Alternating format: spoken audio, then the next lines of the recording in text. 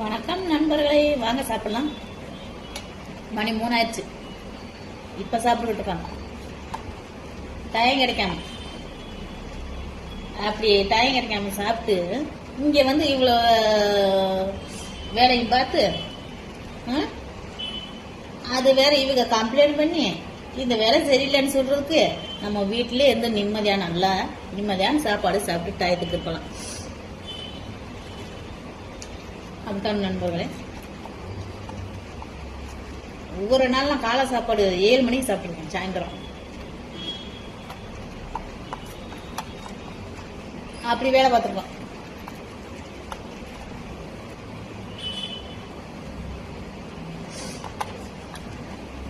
வேலை பார்த்தீங்கன்னா லாபம் ஒரு லாபம் இல்லை.